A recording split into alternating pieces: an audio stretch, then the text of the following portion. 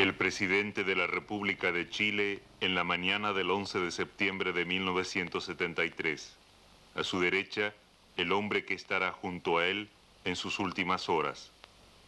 En el momento en que mira a nuestra cámara, ya es prisionero en el campo de concentración de Chacabuco. Doctor Danilo Bartolín Fodich. ¿De dónde es? Yo trabajaba en La Moneda. ¿Es médico usted? Médico, sí. ¿Era militante de algún partido político? No. ¿Y por qué está aquí? Me llamaron por bando el 12 de septiembre. ¿Y desde entonces lo trajeron aquí? Estadio Chile, Estadio Nacional, Chacabuco. La Moneda ardía. Se respiraba con mucha dificultad a causa del humo y de los gases lacrimógenos. No quedaban ya prácticamente sitios de defensa por donde disparar.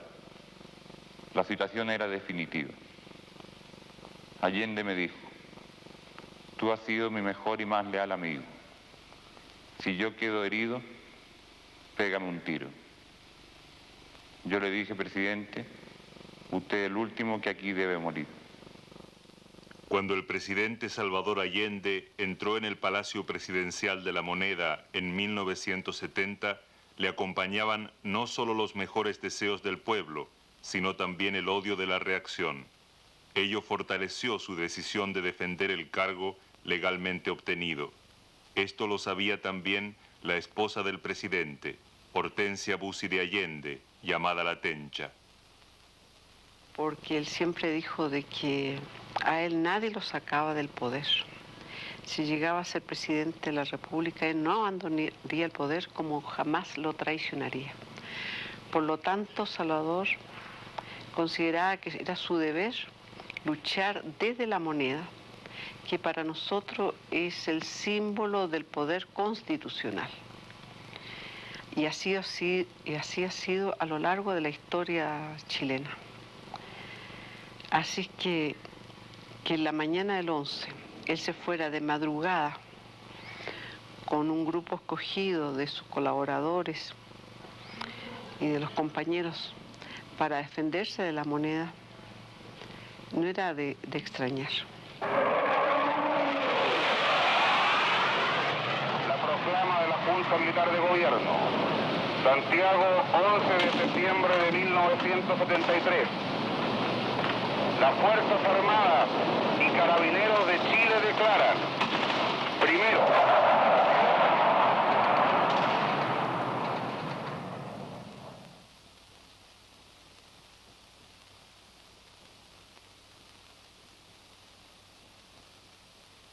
Yo y un grupo de compañeros, junto al presidente Allende, llegamos a La Moneda alrededor de las 7:30 de la mañana. Él de inmediato se dirigió a su despacho. Momentos después lo vemos aparecer con una metralleta y un casco puesto. Ambos elementos tienen una historia muy particular. La metralleta es la que le regalara el comandante Fidel Castro en su visita a Chile, con una inscripción que decía: a Salvador Allende, mi compañero de armas. En la noche de ese 11 de septiembre, un oficial golpista posa ante los fotógrafos exhibiendo el arma, especialmente la parte interior de la correa, donde el compañero Fidel Castro había escrito su dedicatoria. El casco, el mismo que usara el día 29 de junio para el tanquetazo, fue dado por el comandante Araya, edecán naval, para protegerlo de las balas que todavía se disparaban contra La Moneda. El 29 de junio de 1973, el segundo regimiento blindado salió de su cuartel en Santiago y ensayó el golpe contra el gobierno de la Unidad Popular.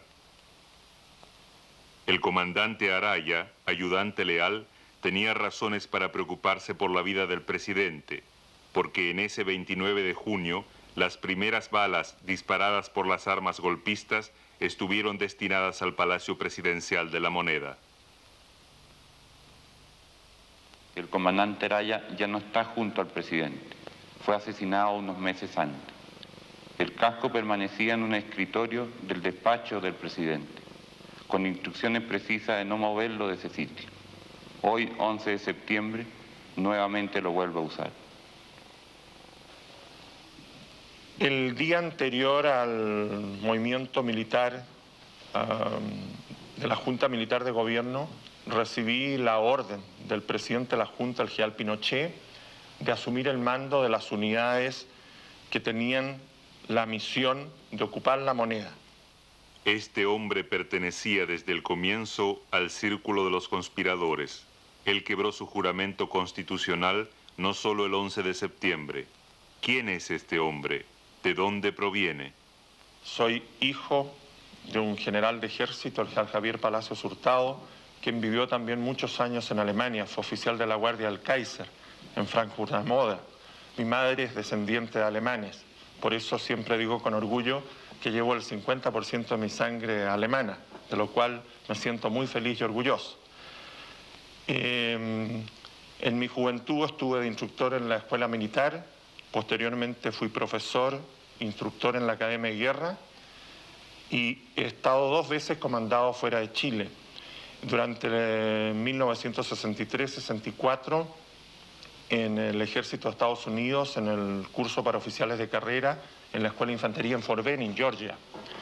Y posteriormente tuve el honor de haber sido asignado por el espacio de casi 2 años como adicto del Ejército y de las Fuerzas Armadas, de la Fuerza Aérea y de la Armada, en Bonn, en la República Alemania Federal, misión de la cual regresé recién a fines del año pasado, el año 72, asumiendo el cargo y ascendiendo al grado de general en el cual usted me encuentro actualmente.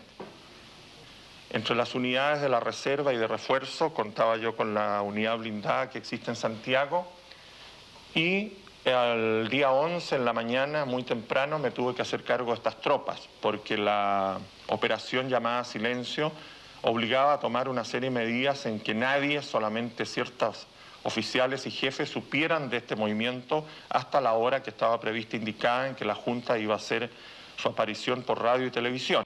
Con ustedes se leerá a continuación la proclama de la Junta Militar de Gobierno. Santiago, 11 de septiembre de 1973. Las Fuerzas Armadas y Carabineros de Chile declaran, primero, que el señor Presidente de la República debe proceder a la inmediata entrega de su alto cargo a las Fuerzas Armadas y Carabineros de Chile. Segundo, que las Fuerzas Armadas y el Cuerpo de Carabineros de Chile están unidos para iniciar la histórica y responsable misión de luchar por la liberación de la patria del yugo marxista y la restauración del orden y de la institucionalidad. Firmado Augusto Pinochet Ugarte, general de Ejército, comandante en jefe del Ejército. Toribio Merino Castro, almirante, comandante en jefe de la Armada. Gustavo Lee Guzmán, general del Aire, comandante en jefe de la Fuerza Aérea de Chile. Y César Mendoza Durán, director general de Carabineros de Chile. Augusto Pinochet Ugarte. Cuando el 29 de junio los tanques blindados del segundo regimiento amenazaron la moneda, el general Pinochet se coloca en su uniforme de combate para mostrarse ostensiblemente junto a aquellos que rechazaron esta acción militarmente insignificante. En la noche de ese golpe de ensayo, habla el presidente Allende, protegido por una plancha blindada. Pueblo de Chile, queridas compañeras y estimados compañeros de Santiago, deseo rendir homenaje a los que han caído, fundamentalmente rindo homenaje a las fuerzas leales del Ejército de Chile, de la Armada Nacional y de la Nación. Viva las Fuerzas Armadas y Carabineros. Viva Chile. Ha ocurrido un grupo del Regimiento Blindado número 2, al mando del ex comandante Super. Silencio, compañero. Repito, ese regimiento rodeó La Moneda. Mientras sucedían estos hechos, repito, el comandante en jefe del ejército, junto con los generales Pinochet, Pickering, Urbina y Sepúlveda, trazó el plan para reprimir a los subversivos. También esta era una tarea del ensayo de golpe, simular lealtad a la Constitución y al presidente, precisamente por parte del hombre que dentro de pocas semanas actuará en contra del mismo presidente y violará la Constitución. La maniobra diversionista resultó perfecta. El comandante en jefe, general Prats, es desplazado por la reacción de su puesto. Un año más tarde, muere en un atentado perpetrado por el Servicio Secreto de la Junta. En el momento en que Prats renuncia, el presidente Allende designa como sucesor al general Pinochet. El futuro golpista dispone ahora de todo el poder del comando militar. Santiago, 11 de septiembre de 1973. Primero, que el señor presidente de la República debe proceder a la inmediata entrega de su alto cargo a las Fuerzas Armadas y Carabineros de Chile. Firmado Augusto Pinochet Ugarte. Es un hecho revelador que después del golpe, Pinochet se dirige al segundo regimiento blindado para descubrir un monumento conmemorativo en honor de 7 soldados de ese regimiento que murieron durante el ensayo de golpe, mientras él jugaba su mascarada. Y cuando el 11 de septiembre vuelven a colocarse tanques delante de La Moneda bajo el mando del general Palacios, son los mismos del 29 de junio. Desde el 29 de junio, el tanquetazo, conocíamos la decisión del presidente Allende de trasladarse a La Moneda para un día como este. Por tal motivo, los médicos, el equipo de médicos personales del presidente, inició la construcción de un pabellón quirúrgico en La Moneda. Este pabellón quirúrgico fue terminado unos 10 días antes del golpe. Estaba totalmente equipado y en él permanecía 4 litros de sangre del grupo del presidente Allende. El día 11 de septiembre, On September the 11th, se llevó a efecto en forma coordinada, it took place in a coordinated way. primeramente, First, un apresto, a preparation, enseguida una comunicación al señor presidente de la then República a communication to Mr. Allende para que entregara el mando de la nación sin derramamiento de sangre. so he will relate the power without any loss of blood. Sin embargo, el señor Allende But- se negó a aceptar esta proposición. But Mr. Allende refused this proposal.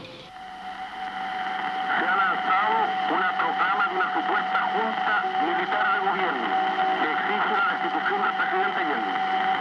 El presidente Allende, haciendo honor a su tradición de revolucionario y de líder de la revolución chilena, está en La Moneda dispuesto a defender con su vida el gobierno popular y las conquistas de los trabajadores.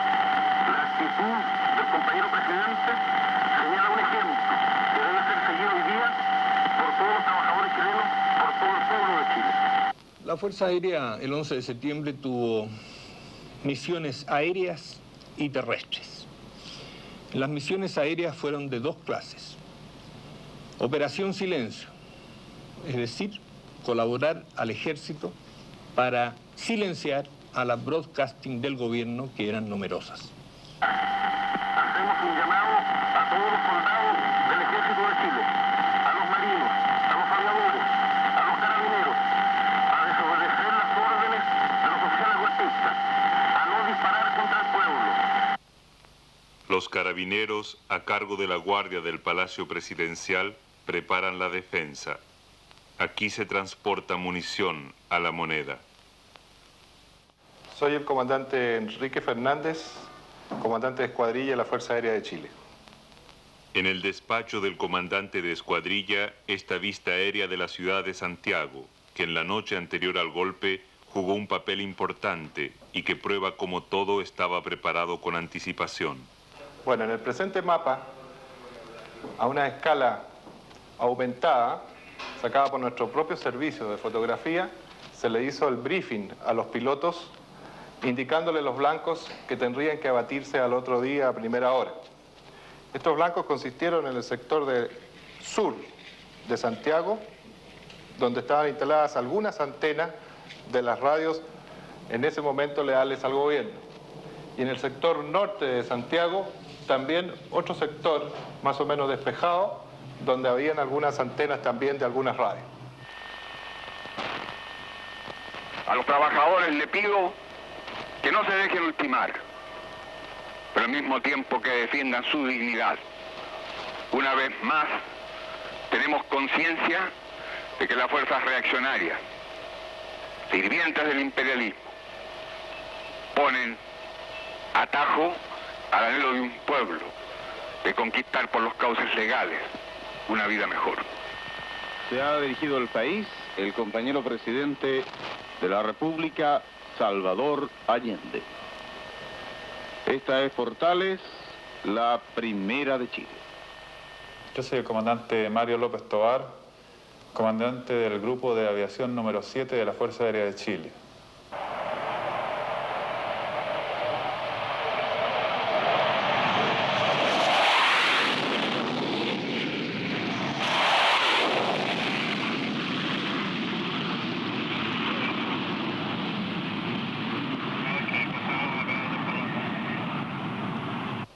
Bueno, las acciones se iniciaron el día 11, desde muy tempranas horas de la mañana, a partir de un aeródromo al sur de Santiago.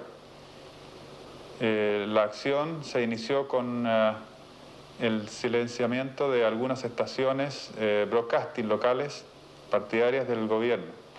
Eran alrededor de las 10 de la mañana. Nos encontrábamos en el despacho. De repente el presidente Allende se dirige a su escritorio de trabajo, siempre con el casco puesto. Deja su metralleta sobre el escritorio, toma uno de los teléfonos negros a magneto con los cuales se comunicaba directamente con la radio y empieza a decir: aló, aló, aquí habla el presidente, quiero dirigirme al país.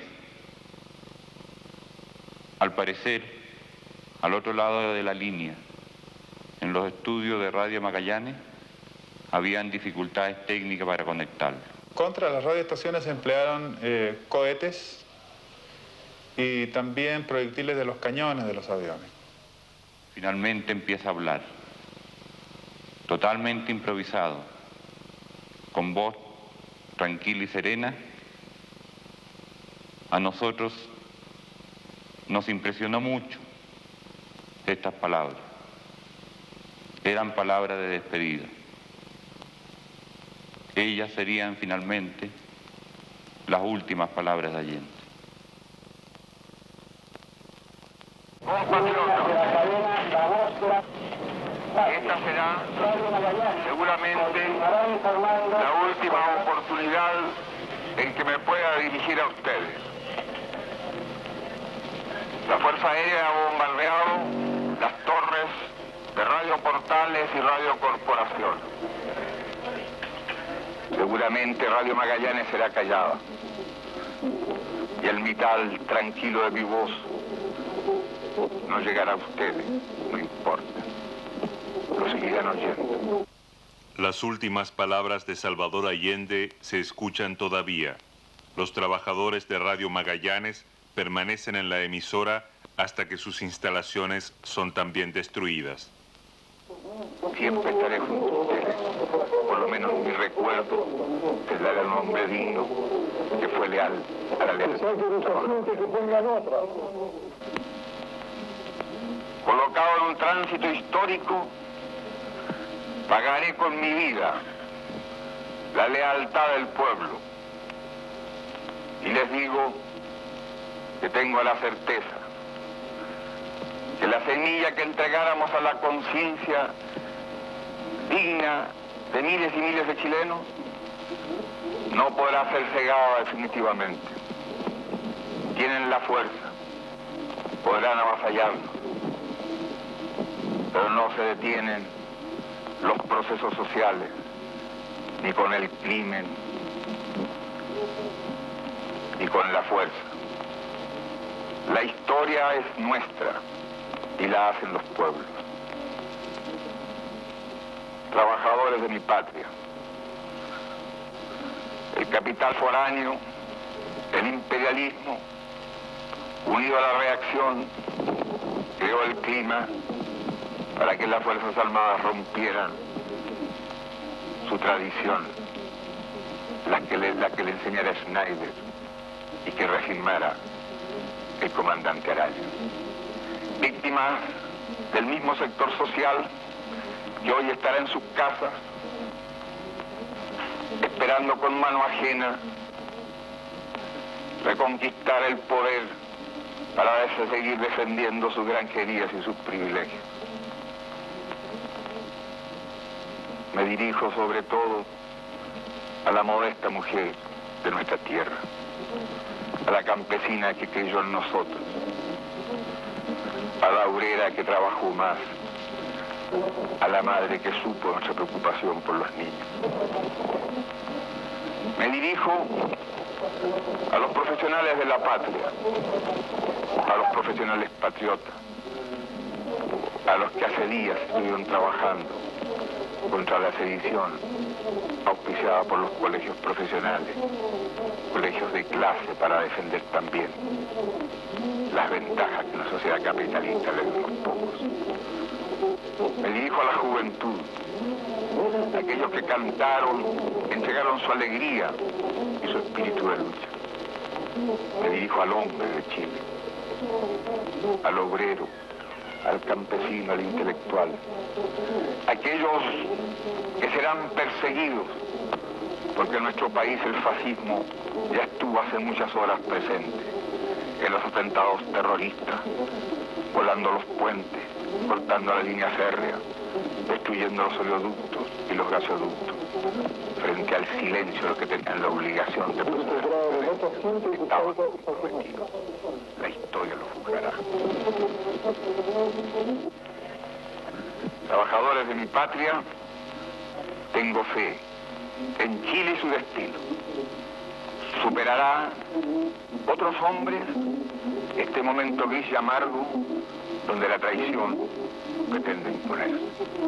Sigan ustedes sabiendo que mucho más temprano que tarde, de nuevo abrirán las grandes alamedas por donde pase el hombre libre para construir una sociedad mejor. ¡Viva Chile! ¡Viva el pueblo! ¡Vivan los trabajadores! Inmediatamente después de las últimas palabras dirigidas por el presidente Allende al pueblo, inició la inspección de la moneda para ver las mejores posiciones de defensa del palacio. En este recorrido, un reportero de la moneda tomó varias fotografías. De este material, el cual fue en su mayoría destruido, solo se conservan 5 fotografías que muestran al presidente Allende vivo. Las últimas fotografías de Salvador Allende, 6 en total, luego de muchos rodeos, se publican en enero del 74 a través del servicio fotográfico del New York Times. Una de las fotografías muestra al presidente Allende todavía en su despacho. Las otras, durante su recorrido a través de la moneda, buscando buenas posiciones de defensa.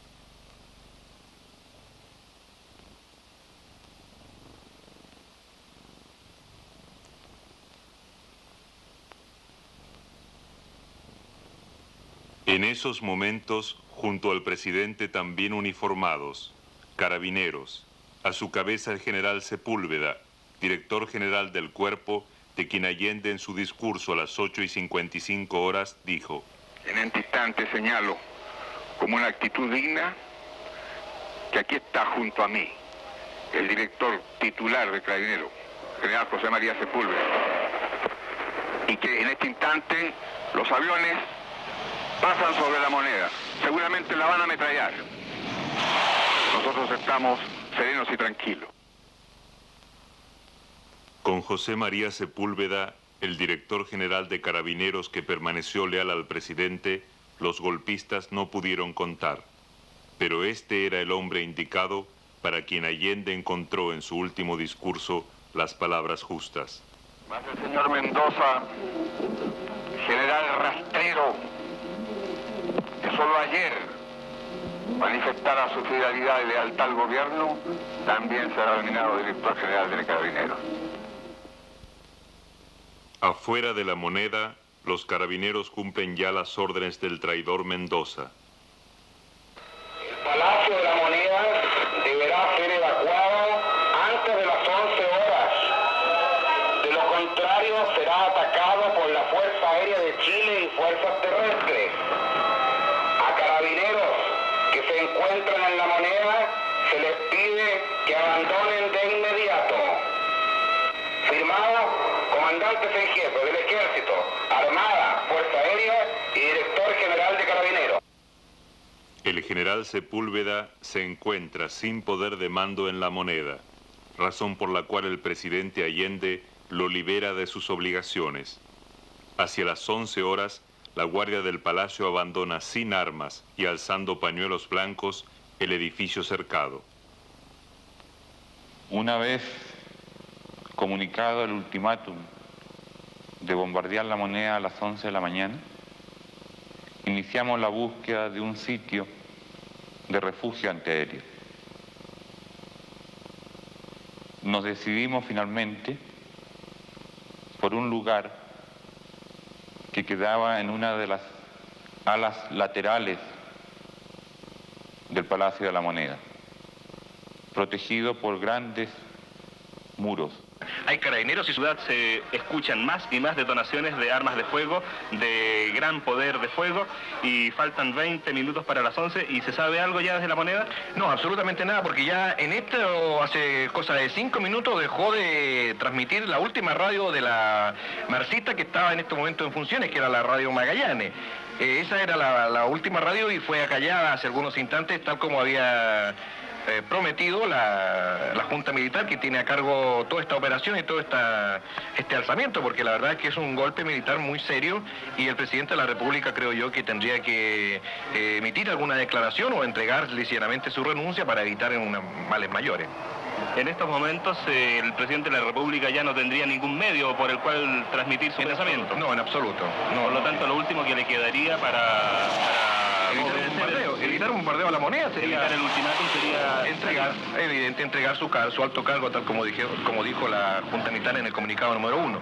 Y en el comunicado número 2 fue cuando dio precisamente el ultimátum de las 11 de la mañana. Y creo que fui el único miembro del Ejército que habló en 2 oportunidades en la mañana de ese día con el presidente de la República. En esa ocasión le hice presente al presidente de la República la actitud obstinada que tenía y que él sería responsable de llevar a la muerte a todas las personas que se encontraban dentro de la Moneda. El presidente, en una actitud incomprensible, no accedió a renunciar al gobierno y no creyó que posiblemente sería atacado por la aviación chilena y por las fuerzas militares terrestres. En esa oportunidad tengo testigo del mismo personal que integraba la Prefectura de Investigaciones de La Moneda, de que el presidente Allende ordenó salir en un momento determinado a todo el personal que se encontraba junto a él, especialmente integrada por gente de la Guardia Personal y algunos médicos que se encontraban en La Moneda. Eran alrededor de las 10:30 de la mañana. Ya se había anunciado el ultimátum de la Fuerza Aérea de bombardear La Moneda a las 11 horas. El presidente Allende hizo reunir a toda la gente que se encontraba en La Moneda en el Salón Toesca. Eran alrededor de 35 personas. Entre ellos habían ministros, subsecretarios, como Toá Almeida, Daniel Vergara, y colaboradores íntimos del presidente. Una vez reunidos en el Salón Toesca, nos dijo: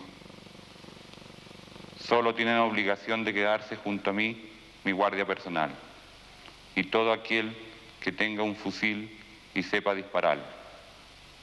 El resto puede abandonar La Moneda. Hay 10 minutos de tregua.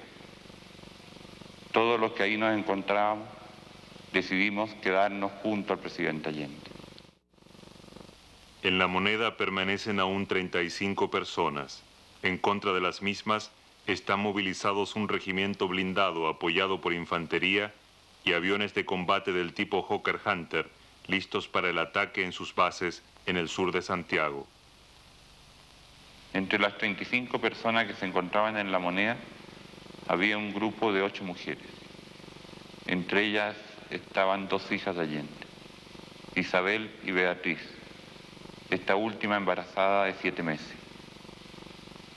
El presidente Allende me ordena que las acompañe y las saque de La Moneda. Yo me niego y le digo que yo voy a permanecer junto a él. Él me dice que la misión de acompañar a las mujeres es tan importante como quedarse en La Moneda.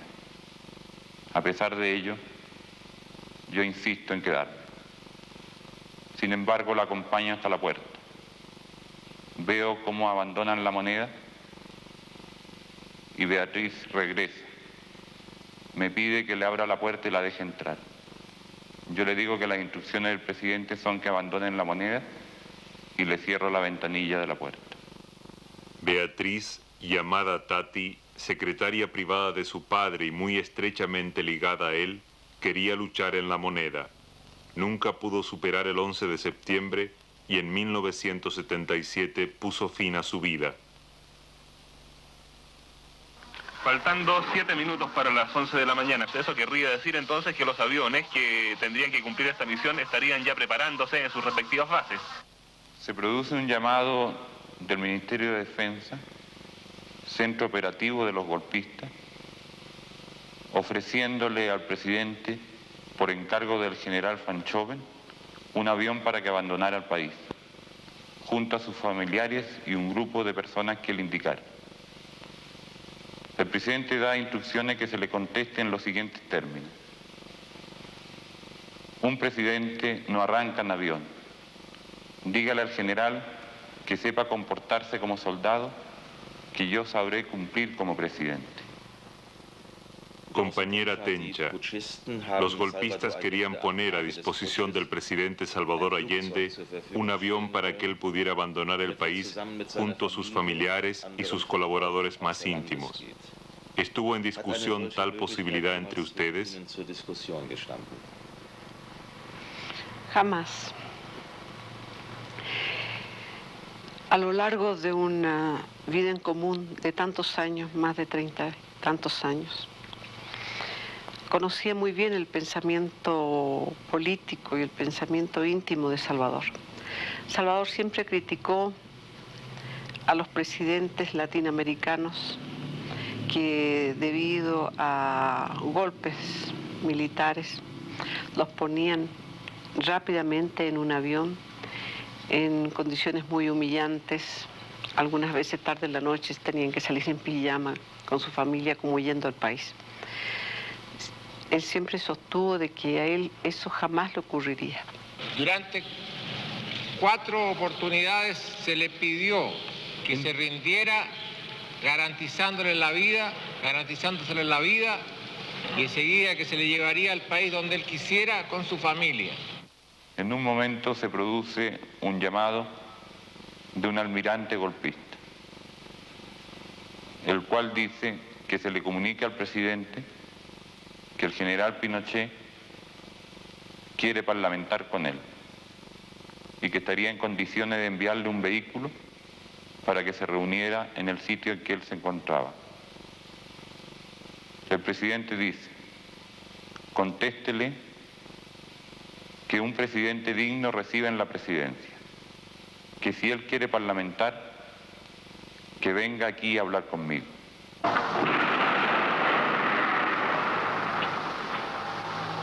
Son en estos momentos las 11 de la mañana.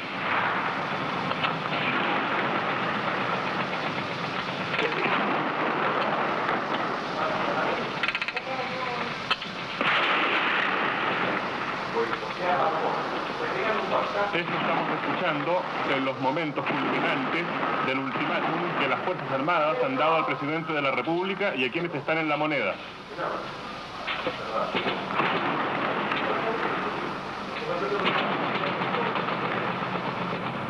Y el momento culminante no llegó, porque las Fuerzas Armadas dieron una vez más muestras de su intención de evitar la violencia innecesaria, postergando el ataque. Ya había pasado las 11 de la mañana, la hora señalada para el bombardeo. Cada momento que pasaba nos favorecía. Pensábamos que tal vez no había decisión de bombardear La Moneda o que habría contradicciones dentro de las Fuerzas Armadas. En un momento dado, Allende dice que tiene hambre. Yo voy a la cocina y le traigo un pedazo de pan. En ese momento me di cuenta de que en la cocina habían unos pollos listos para cocinar.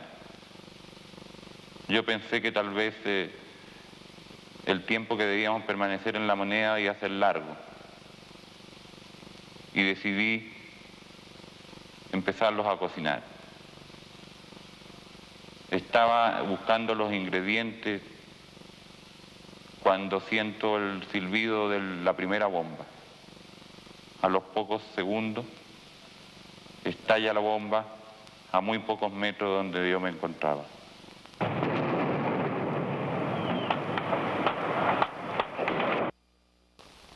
Y la segunda operación fue batir La Moneda y la residencia de Tomás Moro, que se negaban a rendirse y hacían nutrido fuego de armamento liviano y pesado que estaba causando muchas bajas en las fuerzas terrestres.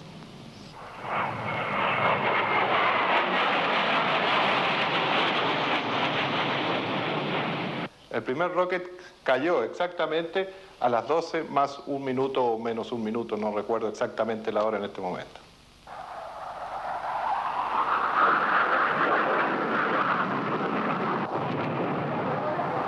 En las acciones directamente participaron todos los pilotos de la unidad.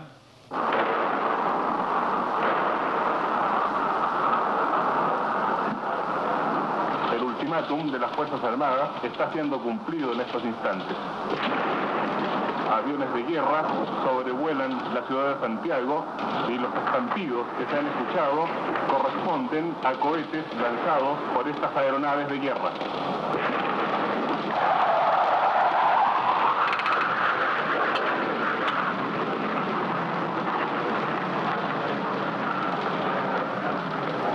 El fuego graneado de los francotiradores se intensificó.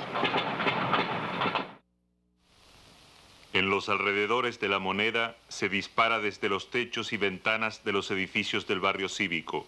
Aquí están otros compañeros en posiciones de combate. Para los golpistas que temían estos disparos desde los techos, estos compañeros no eran más que francotiradores. Bando de la Junta Militar de Gobierno. Ante la pertinaz actitud de algunos elementos subversivos que pretenden resistir la decisión patriótica adoptada por las Fuerzas Armadas y de orden que todo el país conoce, La Junta Militar de Gobierno declara lo siguiente: todas aquellas personas que insistan en la actitud suicida e irresponsable antes señalada serán objeto de un ataque definitivo por parte de los efectivos de las Fuerzas Armadas y de Carabineros. Los que fueran tomados prisioneros serán fusilados en el acto. El siguiente comunicado. Desde las 10:30 horas se ha requerido rendición de Salvador Allende y ante la negativa de este se inició ataque aéreo y terrestre contra la moneda. Con esta acción se persigue evitar derramamiento de sangre. Repito el comunicado. Desde las 10:30 horas de hoy se ha requerido rendición de Salvador Allende y ante la negativa de este se inició ataque aéreo y terrestre contra la moneda. Con esta acción se persigue evitar derramamiento de sangre. Firmado, Junta de Comandantes. En los momentos en que se estaba dando esta notificación a la ciudadanía, pasan nuevamente los Hawker Hunters lanzando sus cohetes hacia el Palacio Presidencial. El relato vivo, el acontecimiento vivo en que cruza el cielo los aviones, las balas. Es increíble el ruido que tenemos en estos instantes. Nosotros estamos... Precisamente en este instante el fuego se intensifica, como culminando el ataque que ha debido realizarse sobre la Casa de Gobierno. Todas las personas que estén ofreciendo resistencia al nuevo gobierno deberán atenerse a las consecuencias. Segundo, toda industria, vivienda o empresa fiscal debe de poner toda actitud beligerante. Caso contrario, las Fuerzas Armadas actuarán con la misma energía y decisión con que se atacó a la moneda con fuerzas de tierra y aire. Nuevamente los Rocket Hunters. Se escucha sonido de avión, bombardeo, balas de todo calibre. Y vemos cómo las columnas de humo que emanan desde la moneda pasan precisamente por sobre el lugar donde estamos, debido a que en estos momentos corre viento sur. Nosotros estamos a 3 cuadras hacia el norte del Palacio Presidencial. Vemos que la calle ha quedado totalmente desolada frente a todo este tremendo ruido que hacen los disparos de tanques, de tanquetas, de aviones, de armas cortas que están desde todos los lugares. La ciudad en estos instantes está un poco nublada y en este día gris, que es un día feliz para este país, estamos contemplando un hecho histórico que ha de recogerse durante mucho tiempo para poder confirmar la acción que habían venido realizando los demócratas durante largos 3 años del gobierno marxista. Para mí los aviadores alemanes fueron ejemplares durante la Segunda Guerra Mundial.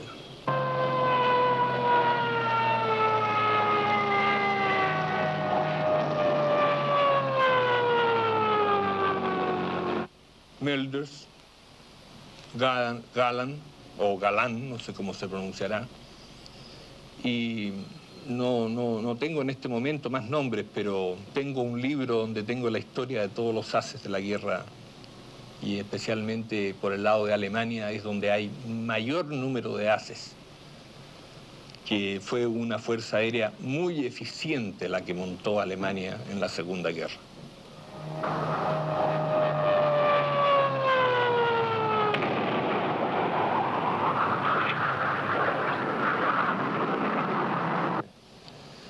Mi hobby principal es la música, donde también estoy con los alemanes Mozart y Beethoven.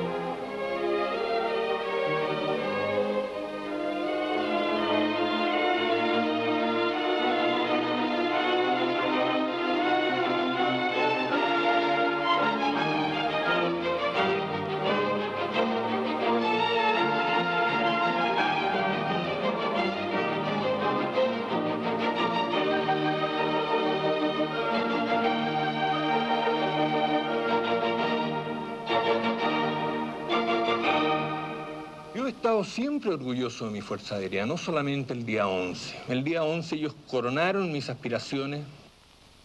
El bombardeo de La Moneda significó la coronación de sus aspiraciones, pero ya en 1973 se unía a ese orgullo el temor de que los instrumentos de la destrucción pudieran ser llamados algún día a rendir cuentas.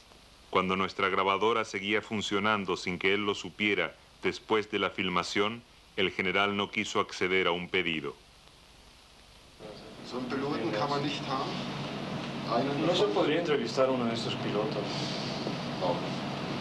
Please, no, porque yo los quiero mantener anónimos, por razones obvias. No, y los pilotos yo no quiero que aparezcan en televisión, no, porque habrá gente que les puede hacer cargos. Incluso un hijo mío es piloto de esa unidad, un teniente. De manera de que no es conveniente por seguridad. Él es uno de los 14 pilotos que despegaron de este aeropuerto el 11 de septiembre. ¿Nos podría decir si ha participado en el combate el 11 de septiembre? Sí, como todos los pilotos del Grupo 7 participamos en el combate del 11 de septiembre.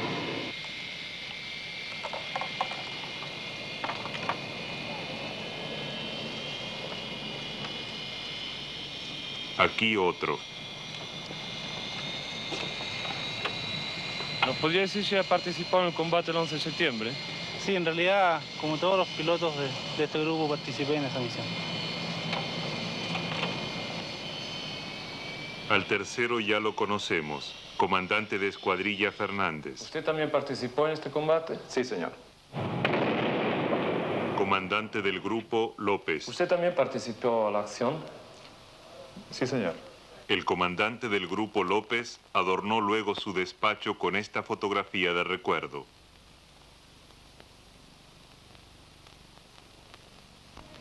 La Junta le ofreció al presidente Allende en 4 oportunidades que se entregara, garantizándole la vida y dándole la posibilidad de que saliera fuera de Chile. No lo aceptó. Hasta que por último yo fijé un último plazo, o mejor dicho la Junta fijamos un último plazo, y ese plazo al vencer se inició el bombardeo y la acción de combate como ustedes la deben haber visto. Yo creo que la destrucción del comunismo en Chile va a ser una labor de higiene hemisférica y que va a dar una lección a los países latinos de qué es lo que sucede cuando el marxismo se instala en el poder y comienza la destrucción sistemática y premeditada del capitalismo. La derrota del marxismo es de carácter internacional y esa es la preocupación de ellos, porque no se olviden de que Chile fue el primer país que por la vía de la elección pretendió llegar a las vías del marxismo y no lo consiguió. Un ejército, les repito, para poder ganar una batalla, y eso los alemanes lo conocen tan bien como yo, se gana quien actúa en forma más drástica en los primeros momentos. Si no, analicemos la guerra israelí-árabe en las 2 oportunidades. Así que nosotros tuvimos que actuar en un solo día, bruscamente, para conseguir el objetivo que era derrocar al sistema marxista que tenía la Unidad Popular. Solamente le quiero decir al público europeo que tengan mucho cuidado con creer a la enorme propaganda que está gastando la Unión Soviética para presentar a la Junta de Chile como un gobierno fascista, cavernario, reaccionario. El hombre que luego del golpe defendía con tanta elocuencia a la honorable Junta, hoy ya no pertenece a ella.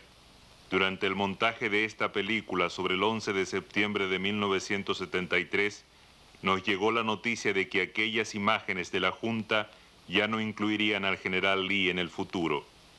El acto de violencia del 11 de septiembre había unido a estos 4 conspiradores y los hizo primero agruparse como banda.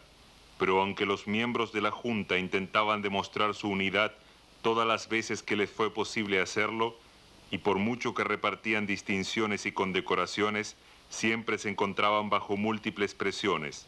La resistencia creciente en el país, el movimiento de protesta fuera de Chile y el aislamiento internacional. Incluso para sus aliados originales, el Chile de los militares resulta por ello cada vez más sospechoso.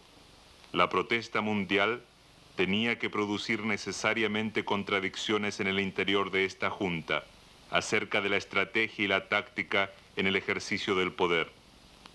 Para defender su poder personal, Pinochet se vio obligado en julio de 1978 a eliminar de la Junta a un anticomunista probado como el general Lee, junto con otros 18 generales de la Fuerza Aérea.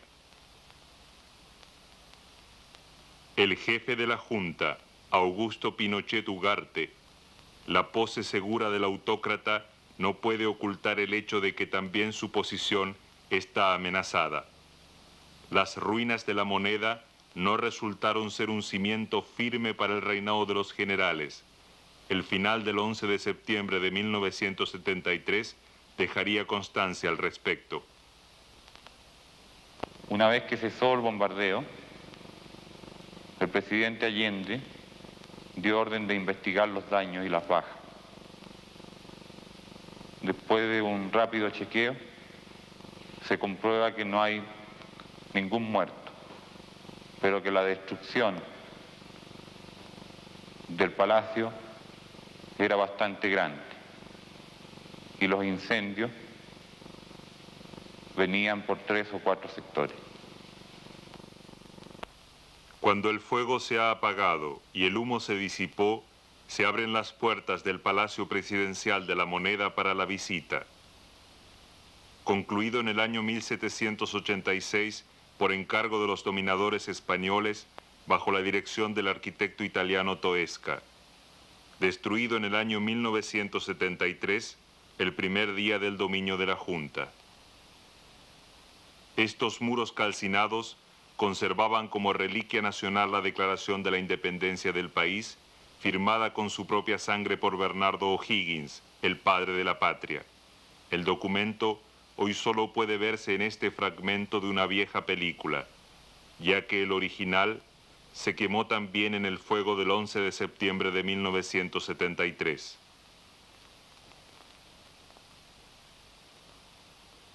En ese mismo año 1973, tuvo lugar en La Moneda un acontecimiento que simbolizó el cambio social y político en Chile, contra el que se dirigió el odio de la reacción.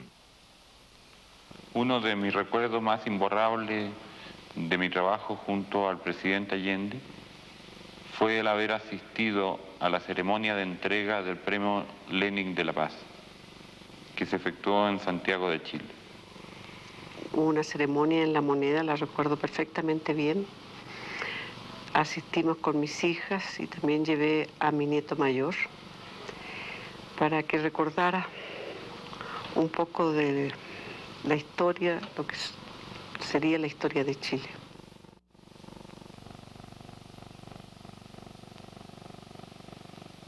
Tenía doble importancia para mí porque los dineros que correspondían al premio mismo se iban a destinar a un proyecto que yo le presenté al presidente, el de instalar en uno de los barrios más populares de Santiago una unidad de tratamiento intensivo para los niños. Esta unidad, que no existía en Chile, iba a llevar el nombre de la madre del presidente Allende. Estamos en deuda con Salvador y cuando volvamos a Chile, una de las primeras cosas que tenemos que hacer es cumplir su deseo de construir este hospital especial para niños. El hospital para niños no se pudo construir, pero el dinero correspondiente al Premio Lenin de la Paz se necesitó con urgencia para aliviar nuevas penurias. Este premio lo vine a recibir yo apenas llegué a México, de parte de la Embajada de la Unión Soviética, y de inmediato se lo envié a La Habana a mi hija Beatriz, porque ella sabía mejor que yo las necesidades de la familia de los chilenos que estaban viviendo el drama de la separación de sus maridos, de sus hijos, de sus padres. El golpe fue tan brutal que mucha gente, así como murió, otras quedaron en campo de concentración, otras quedaron condenadas a una reclusión en sus hogares. Y así supe después con gran satisfacción que muchas de ellas recibieron parte de este premio, entre otras la familia del doctor Danilo Bartolín, mientras él se encontraba en el campo de concentración de Chacabuco. Los otros blancos fueron el Palacio de la Moneda, ubicado en el sector céntrico de la ciudad, y la residencia de Tomás Moro, ubicada en el barrio alto de la ciudad de Santiago, al este del centro de la ciudad. Una vista aérea de la residencia del presidente, la casa de la familia Allende. Aquí vemos cómo el presidente la deja el 29 de junio rumbo a La Moneda. El día del golpe de ensayo, él se había quedado en Tomás Moro hasta alrededor de las 11:30 horas. Por ello, los golpistas habían establecido que la residencia de Allende sería uno de sus objetivos aéreos, aunque ese 11 de septiembre Pinochet sabía que el presidente había llegado temprano a La Moneda. Efectivamente, el presidente Allende llegó el día martes en la mañana, aproximadamente minutos antes de las 8 horas. La razón que tenía el presidente era que le habían llegado informaciones desde Valparaíso que la escuadra se habría sublevado. La atención entonces la concentró en Valparaíso. Él estuvo ahí durante toda la mañana. En Tomás Moro, y esto también lo sabían los golpistas, solo se encontraba la esposa del presidente. La Moneda fue atacada exactamente alrededor de las 11:45 de la mañana del día 11 de septiembre y simultáneamente atacada la residencia de Tomás Moro. Posteriormente se recibió la orden de atacar el Palacio de Gobierno, La Moneda, y el edificio de Tomás Moro, Casa Presidencial. El día 11 de septiembre no hicieron otra cosa que colocar sus proyectiles en los blancos que se le habían asignado. La información que recibimos también en este instante es que en la residencia presidencial de Tomás Moro se está procediendo a el bombardeo de ese lugar, de ese recinto, que tiene evidentemente atemorizados a los vecinos. Simultáneamente con la acción que se realiza sobre el centro de la ciudad, está entonces efectuándose esta otra acción paralela en la residencia particular del presidente de la República.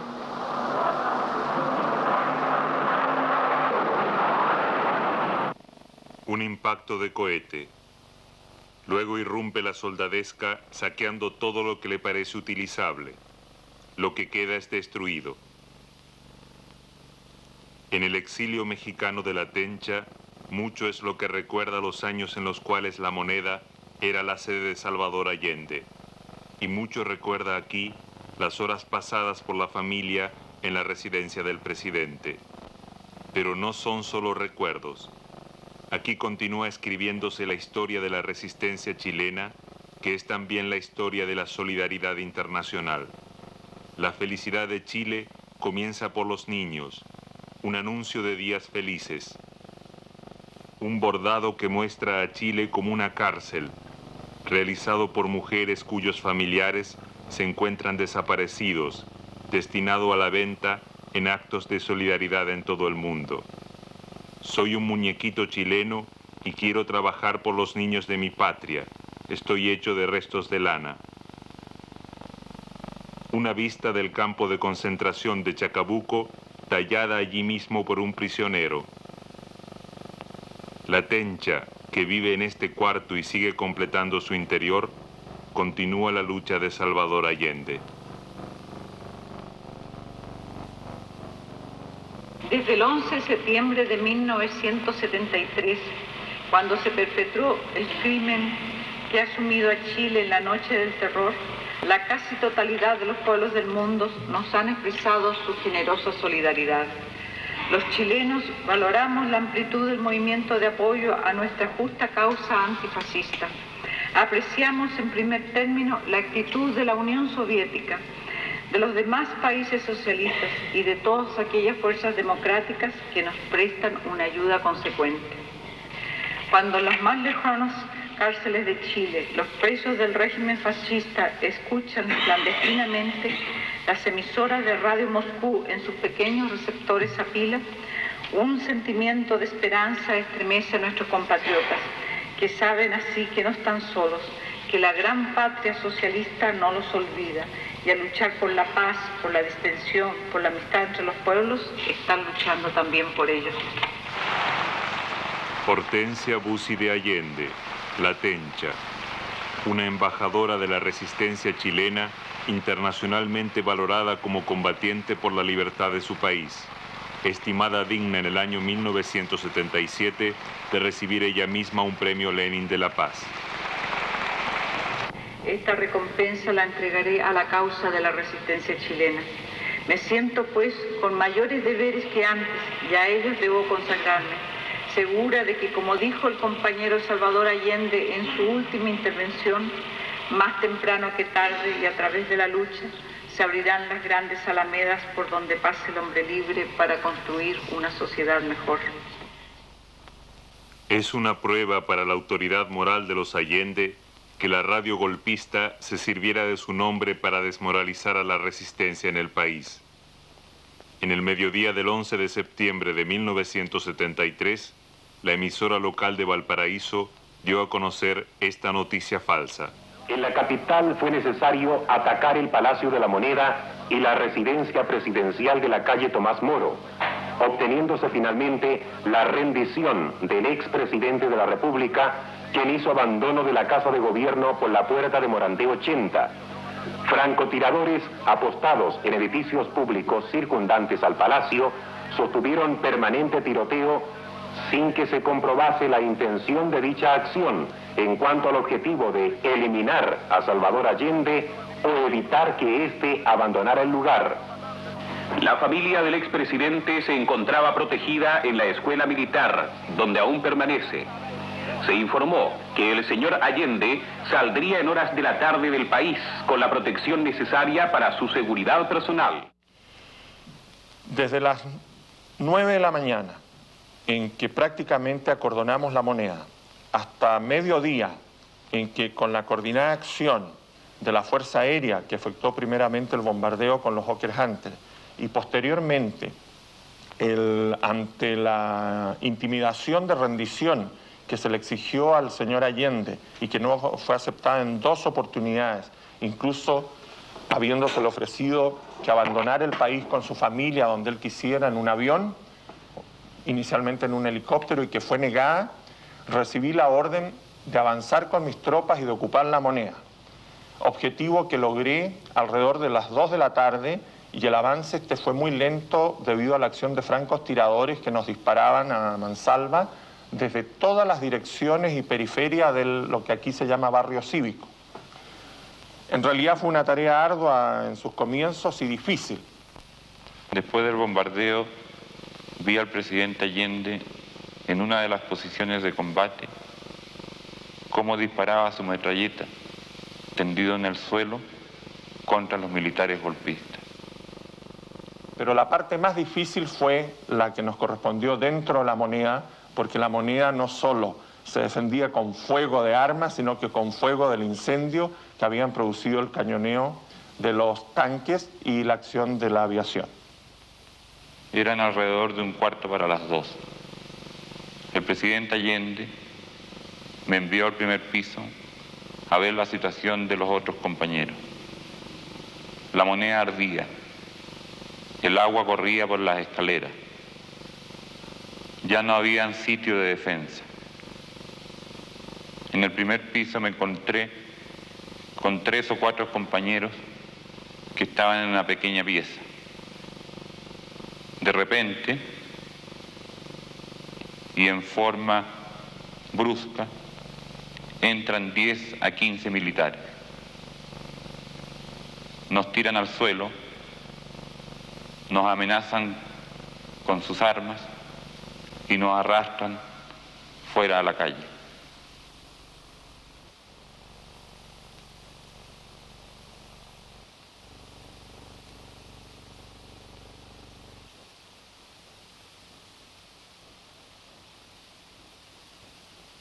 Me encontraba en la calle, tendido en el suelo. Escucho una voz de un militar en el interior de La Moneda que dice: los que están en el segundo piso tienen 10 minutos para rendirse. Sin embargo, los disparos en el interior de La Moneda continuaban. Señor presidente Allende, después de disparar su metralleta sobre nuestras tropas, hago presente que hay un general herido, que un oficial le salvó la vida porque se colocó delante y está herido en una mano. En realidad tuve mucha suerte, la herida fue muy leve, fue un rebote de un proyectil en que afortunadamente me salvó la vida un joven oficial, un teniente del regimiento Tacna de Artillería que iba en ese momento en mi plana mayor. El joven teniente que aquí se menciona se llama Armando Fernández y fue rápidamente ascendido a capitán. Cuando en el año 1976 en Washington, Orlando Letelier, ex ministro del gobierno de Allende, fue víctima de un atentado, se descubre que Fernández es uno de los autores. Entretanto, Isabel Letelier inició una querella por asesinato ante un tribunal norteamericano.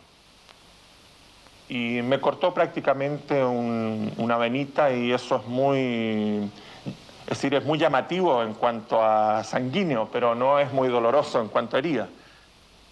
El presidente caerá en la última batalla.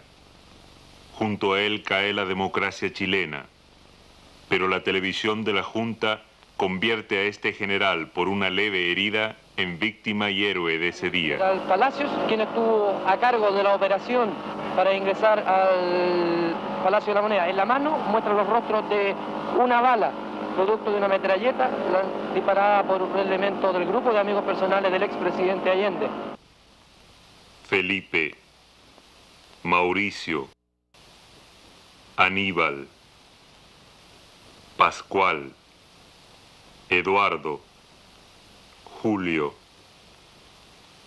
Carlos, David. Ellos cayeron en La Moneda o fueron asesinados luego del combate. El general Palacios, arriesgando su vida, con gran decisión, fue el segundo en entrar, abriendo fuego al interior del Palacio de la Moneda, donde se le recibió con fuego graneado de todos los tipos. Ya en el interior de La Moneda, y buscando pieza a pieza, dependencia a dependencia, dónde ubicarlo, porque no se olviden que la misión mía era exigirle, intimidarle rendición. Yo no voy a renunciar. Tenía las manos llenas de pólvora y llenas de vainilla hasta el último momento. Él disparaba contra nosotros. ¿Quiénes fotografiaron al presidente? El Servicio de Inteligencia Militar, cuyas fotos están registradas. Esta es una de las fotografías que la Junta tiene registradas y que nunca autorizó su publicación. Otra fotografía. Dice textualmente, a Salvador de su compañero de armas, Fidel Castro. ¿En qué lugar exacto apareció esta? En las manos del señor Allende en los momentos que entramos a la oficina cuando ya estaba muerto. Los defensores de La Moneda fueron muertos o apresados. Aquí se eliminan las huellas de la batalla que, una vez terminada, plantea el interrogante acerca de su sentido. Naturalmente, los golpistas hubieran preferido que Salvador Allende hubiese abandonado La Moneda sin luchar, no porque querían evitar un derramamiento de sangre, sino para procurarse una entrada más favorable en la historia de Chile. Como todos lo saben, los golpistas no escatimaron la sangre del pueblo. Desde su puesto de combate, Allende obligó a los generales golpistas a usar sus armas, obligándoles a presentarse al mundo con sus uniformes cubiertos con la mancha del deshonor, con sus manos ensangrentadas. Los que decidieron militarmente la situación a su favor no alcanzaron, sin embargo, la victoria. Esta fue obtenida por el compañero presidente en esas últimas horas en La Moneda. La hora de su muerte se convirtió en la hora del nacimiento de la resistencia chilena. Siempre él dijo de que La Moneda solo lo sacarían lo que en Chile se llama en pijama de madera, o sea, un féretro, un ataúd. Y así se cumplió la voluntad de Salvador. Su muerte heroica es un ejemplo más, entonces, de su consecuencia de su vida política. El cuerpo sin vida de Salvador Allende, presidente de la República de Chile, es retirado de La Moneda.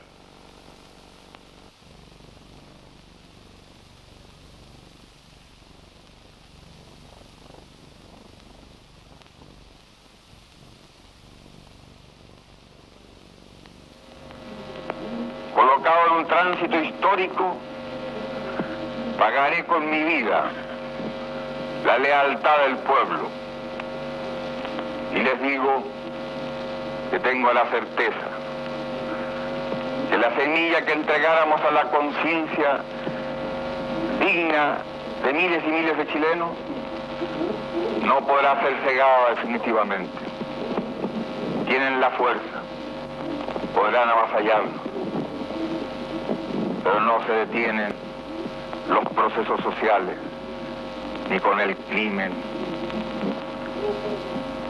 ni con la fuerza. La historia es nuestra y la hacen los pueblos.